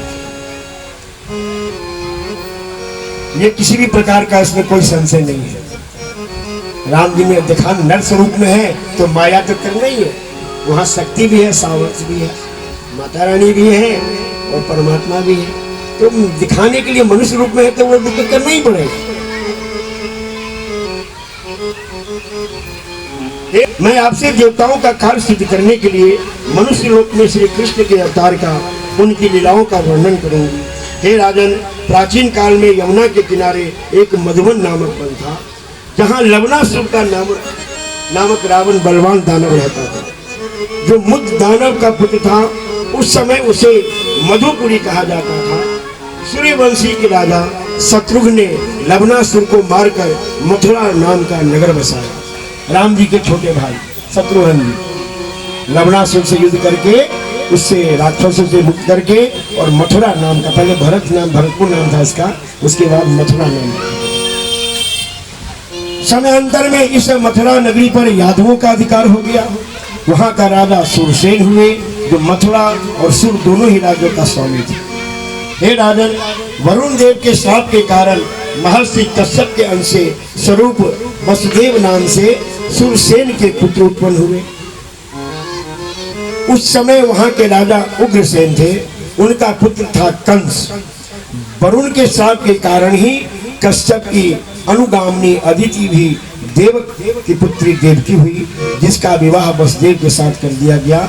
लेकिन देवकी की विदाई के समय आकाशवाणी हुई, कंस कंस महाभाग देवकी गर्भ संभव अष्टमस्तु सुतः श्रीमास्तव हंता भविष्यति। जब विदाई करके ले जा रहे थे वसुदेव जी, तो आकाशवाणी हुई कि हे कंस के लिए, यह कंस तुम्हारी जो बहनदारी है इसका जो है 8वां पुत्र जो है तुमको विनाश करे। ऐसा विदाई करके जा रहा था कंस अपनी बहन के साथ जा रहा था। आकाशवाणी को सुनकर कंस क्रोधित होकर सोचने लगा, मैं अभी देवकी को ही मार दूंगा, सो न रहेगा बांस और न बजेगी बांस। ऐसा सोचकर नवविवाहिता देवकी को केस पकड़ के रस से खींच करके तलवार से मारने को तैयार हो गया। तब कुछ वृद्ध यदुकुल के लोगों ने कंस से कहा कि हे वीर, स्त्री हत्या जघन्य अपराध है, यश पराक्रम का नाश करने वाली है। बुद्धिमान व्यक्ति को बिना सोच विचार करके कोई काम नहीं करना चाहिए। हे महाराज कंस, आप वीर होकर आकाशवाणी से डर रहे हो। जो होनहार है वह तो होकर ही रहेगा। जब समझाने पर भी कंस देवकी को मारने के बाद कंस से विरक्त नहीं हुआ, तब धर्मज्ञ सत्यवादी वसुदेव जी ने कंस से कहा कि हे महाराज, तीनों लोक सत्य पर ही टिका हुआ है और मैं असत्य कभी नहीं भाषण करता हूँ। मैं आपसे सत्य वचन करता हूँ कि देवकी से उत्पन्न होने वाले सभी पुत्रों को मैं आपको विवाह कर दूंगा।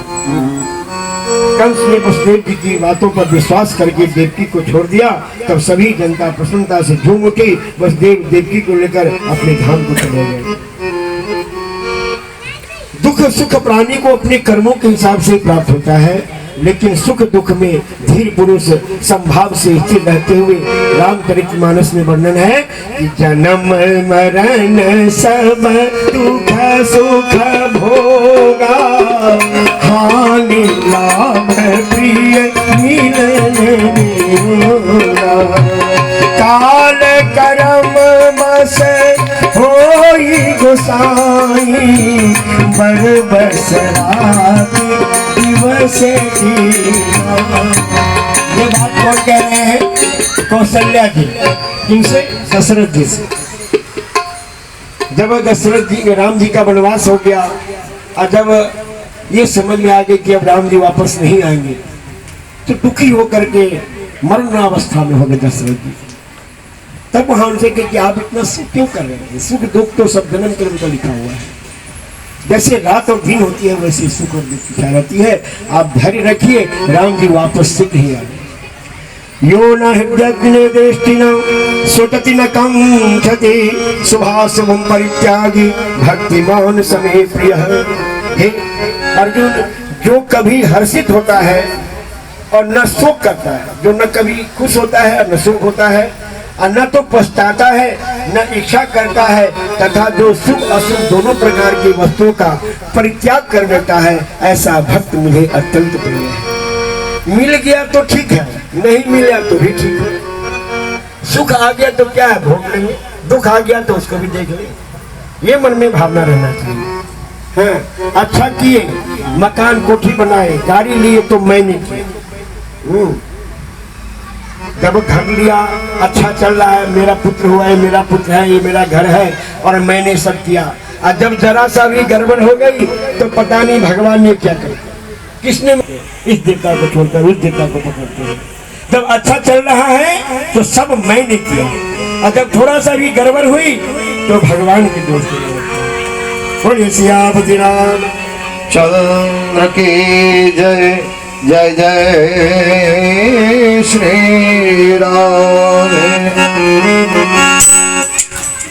क्या हो गया?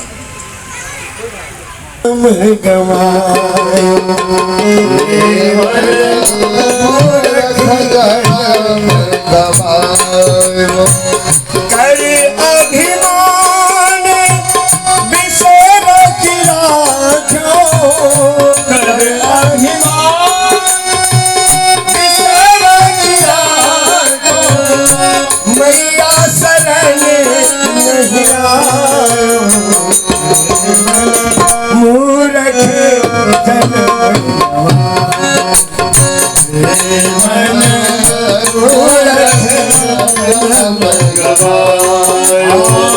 यह संसार फूल से भरे, यह संसार फूल से भर के।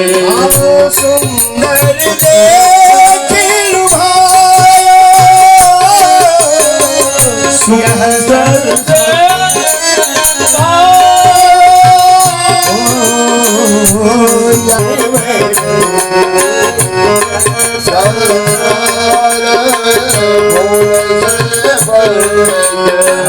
सुंदर देखिलु भायो क्या थन लाग्यो रोई उड़ गई क्या थन लाग्यो रोई उड़ गई हाथ कछु नहीं आयो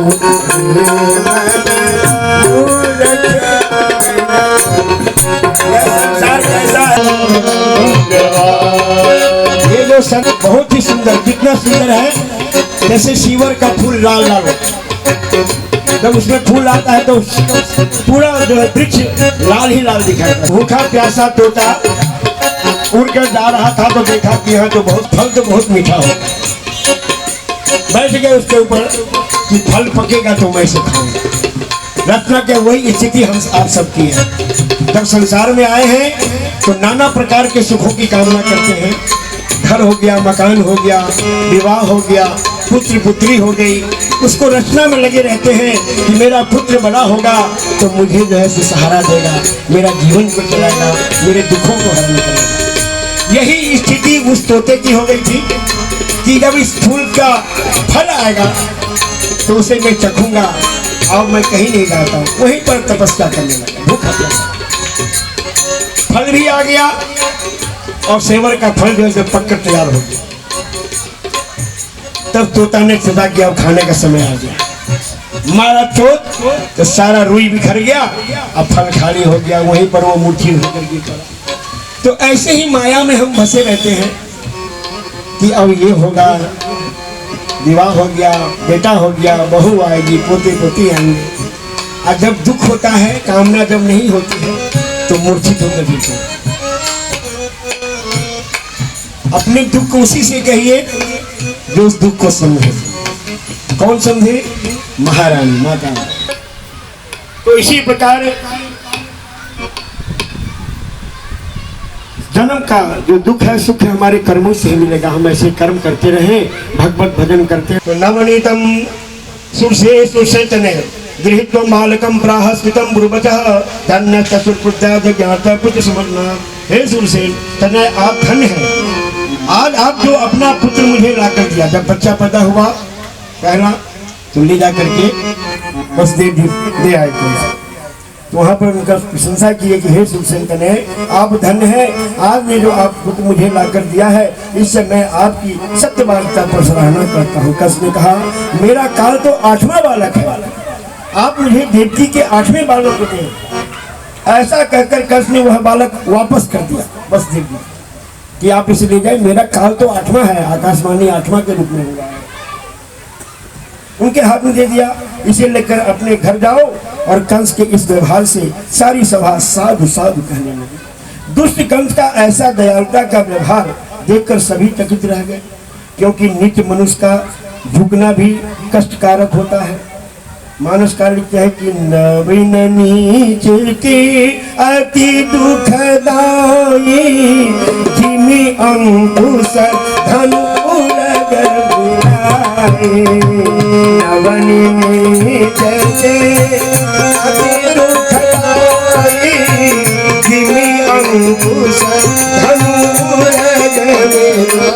अंकुश टेढ़ा होता है, अंकुश का जो है घाट टेढ़ा होता है, और जब वो किसी के अंदर जाता से सबको फाड़ कर निकाल देता है। धनुष टेढ़ा, बाण टेढ़े बने हुए हैं, नीचे रहता है, लेकिन जब लगता है तो प्राण हर लेता है। तो जो नीच प्रकृति का है, जो दुष्ट है, अगर वो झुक जाए तो एकदम से असावधान नहीं रहना चाहिए, सावधानी नजर रखना चाहिए कि क्या कर सकता है, घर में बैठ करके कुछ अभी अनिहित कर सकता है। तब ये सब सोचने लगे कि बलवान दानव रहता,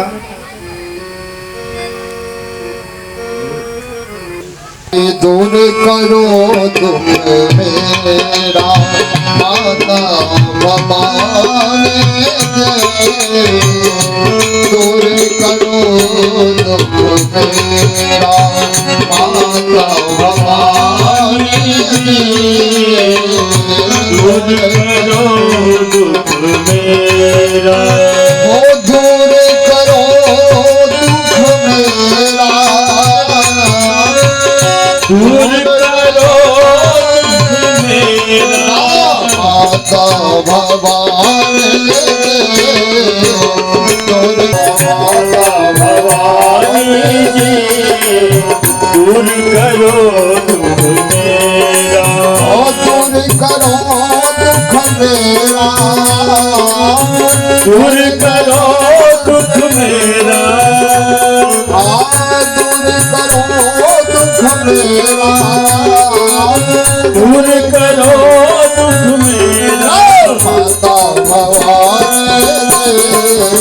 दूर करो दुख मेरा, माता भवानी जी दूर करो दुख मेरा। अरे सुना है जो तेरी दूर करो दुख मेरा, माता भवानी जी दूर करो दुख मेरा, दूर करो दुख मेरा, दूर करो दुख मेरा, दूर करो दुख मेरा। माता भवानी दूर करो दुख मेरा, माता भवानी जी दूर करो दुख मेरा, माता भवानी दूर करो दुख मेरा, माता भवानी जी दूर दूर करो हे माई मेरी सच्चा रूपा वाली माता तेरी सदा ही दरबार की जय। सब दिन वापस क्यों किया, इसमें भी कोई रहस्य है। उसी समय दरबार में नारद जी आते हैं और कंस से सारा हाल जानकर कहते हैं कि हे कंस, आप शुभ अशुभ राजनीति को नहीं जानते, अपना कल्याण चाहने वाले वीर छोटे शत्रु के प्रति भी सावधान रहता है। मैंने देवताओं की सभा में सुना है कि दुष्टों को नष्ट करने के लिए विष्णु भगवान देवकी के गर्भ में अवतार लेंगे। तुम जो 8वें की बात करते हो, सो गणित की सम्मिलन क्रिया के आधार पर सभी पुत्र 8वें कहे जा सकते हैं, सारा की गणना 8वें हो सकती है। बालक को इस प्रकार के नारद जी से सुनकर और वहां से प्रस्थान चले गए, उसे कंस से कहकर। तदंतर कंस ने उस बालक को मंगाकर और पत्थर पर पटक कर मार दिया। जन्मेजय कहने लगे कि हे पितामह, उस बालक ने ऐसा कौन सा पाप अपराध किया कि जिसके कारण दुष्ट कंस द्वारा मारा गया। देव श्री नारद जी ने कंस को बाल हत्या के निमित्त क्यों प्रेरित किया, आप मेरे इस संदेह को दूर कीजिए। नारद कौतिक प्रेक्षे सर्वदा कलह प्रिय, देव कार्यार्थमागतम सर्वमेतत्कार। व्यास जी कहते हैं कि हे राजन, नारद को कौतुक करना और कलह करना अत्यंत प्रिय है, अगर देवताओं के कार्य को साधने के लिए ही यह काम किया। हे राजन, मैं आपको उनके पाप को बताता हूँ। स्वयंभू मनु मनवंतर में मरीचि की भार्या उर्ना के गर्भ से 6 अत्यंत बलशाली पुत्र उत्पन्न हुए। वे एक बार जब ब्रह्मा जी अपनी पुत्री सरस्वती के साथ समागम को गत हुए तो सभी हंस पड़े। तब ब्रह्मा जी ने उनको दैत्य योनि में जन्म लेने का श्राप दिया था। तब वे 6 पुत्र काल नेमी के पुत्रों के रूप में उत्पन्न हुए। हे राजन, अगले जन्म में हिरण्यकश्यप के पुत्र हुए, लेकिन उसका पूर्व ज्ञान बना हुआ था। वह बात जिस कारण से उनको श्राप दिया था उसे तप करना प्रारंभ कर दिया। ब्रह्मा कहने लगे कि मैंने तुमको क्रोध कर श्राप दे दिया था, अब तुम्हारी तपस्या से मैं प्रसन्न हूँ, वरदान मांगो। तब बालक कहने लगे कि हे ब्रह्मदेव, यदि आप हमारे तप से प्रसन्न हैं तो हमें यह वरदान दे कि हम देवता, नाग, गंधर्व और मानवों के द्वारा मारे न जाए। तब ब्रह्मा जी ने तथास्तु कह दिया। वे सभी बड़े प्रसन्न हुए। जब यह समाचार हिरण्यकश्यप ने सुना तो अपने पुत्र से कहने लगे कि तुमने वरदान पाकर मेरा अपमान किया है, अब मैं आपका त्याग करता हूँ। तुम पाताल लोक को चले जाओ, पृथ्वी में तुम सदगर्भ नाम से विख्यात होगे, पाताल में वर्षों तक निंद्रा के वशीभूत रहोगे। तत्पश्चात तुम क्रम से प्रतिवर्ष देवकी के घर से उत्पन्न होते रहोगे और पूर्व जन्म का तुम्हारा पिता कालनेमी, जो उस समय कंस नाम से उत्पन्न होगा, क्रूर कंस तुमको पैदा होते ही मरवा देगा। हे राजन, इस प्रकार वे छबो देवकी के घर में आते हैं और कंस उसको मारता गया। जब 7वें गर्भ में शेष नाग के अंश अवतार बलभद्र जी आए, तत्पश्चात योग माया ने योग माया के बल से उस गर्भ को रोहिणी के गर्भ में स्थापित किया। उधर गर्भपात का समाचार सुनकर कंस बहुत प्रसन्न हुआ। समय के अंतराल से देवताओं के कार्य साधन करने को भगवान विष्णु देवकी के 8वें गर्भ में आ गए।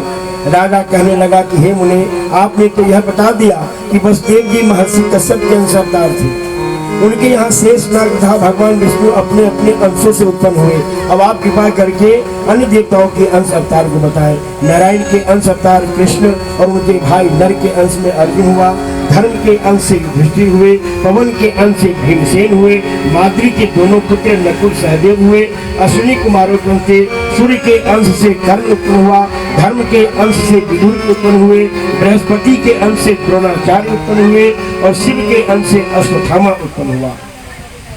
समुद्र के अंश से संतनु हुए, गंधर्व राज के अंश से देवक हुए, वसु यानी वो ध्रुव वसु अंश से भीष्म, मध्य कर्णों के अंश से विराट, अंश के वंश से इस प्रकार से सभी देवताओं के से जितने भी अवतार हुए द्वापर समय देवकी गर्भे प्रवेश करोद्भरे अंशेन वसुदेव तुम समागतम यथाक्रम।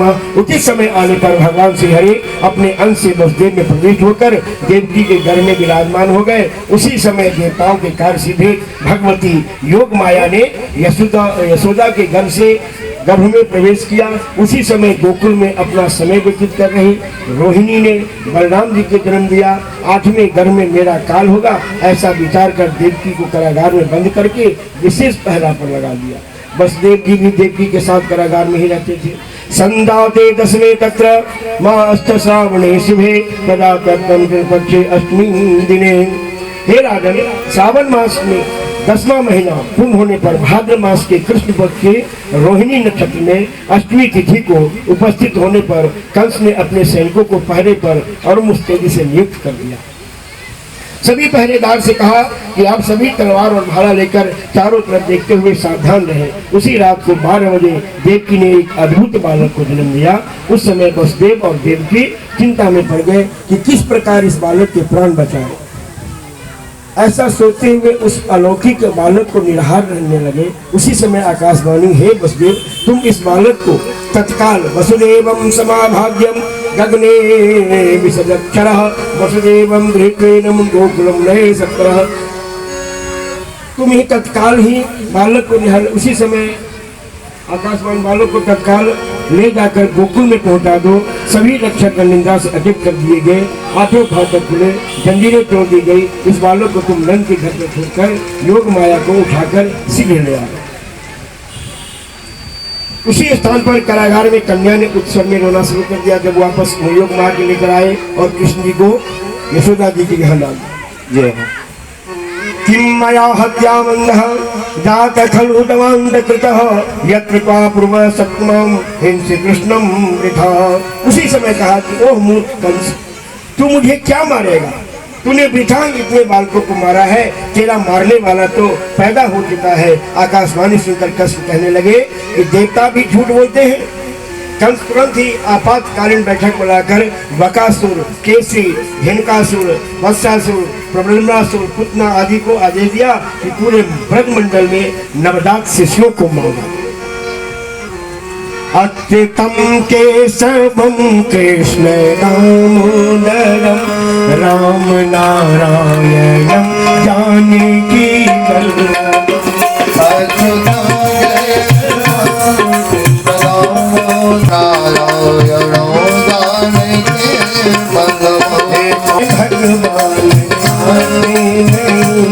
कौन कहते भगवान आते नहीं, तुम मीरा जैसे बुलाते नहीं, तुम मीरा जैसे बुलाते नहीं। कौन कहते हैं भगवान आते नहीं, कौन कहते हैं भगवान आते नहीं। देर सबरी जैसे जैसे चलाते नहीं। वो कौन कहते हैं भगवान सोते नहीं, कौन कहते हैं भगवान सोते नहीं। कौन कहते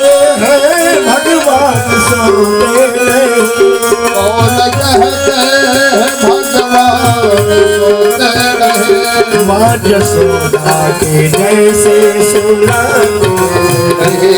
माँ जसोदा के जैसे सुनाते नहीं। कौन कहते हैं भगवान नचते नहीं, कौन कहते हैं भगवान नचते नहीं। गोपियों की तरह नचाते गोपियों की तरह को नचाते हैं भगवान आते नहीं। कौन कहते हैं भगवान गाते नहीं।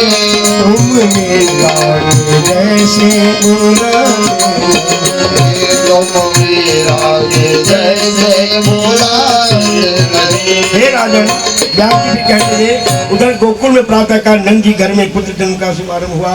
यह समाचार कंस को भी अपने सेवक द्वारा प्राप्त हो गया। नारद जी कहते हैं कि अनुसार कंस जानता था कि वसुदेव उनकी पत्नियां, पशु तथा सेवक सभी नंद के यहाँ रहते हैं, वे सभी देवक और नंदा के सभी देवताओं के अंश हैं। तो कंस का संदेह और बढ़ गया। उसने अपने मुख्य अनुचरों को केसी, धेनुक, पूतना आदि को अपने कार्य की सिद्धि के लिए गोकुल में नियुक्त किया। लेकिन जब मित बल वाले कृष्ण ने पूतना, बकासुर, वत्सासुर, धेनुकासुर, प्रलंबासुर, असुर आदि सभी को खेल खेल में मार दिए तो गोवर्धन पर्वत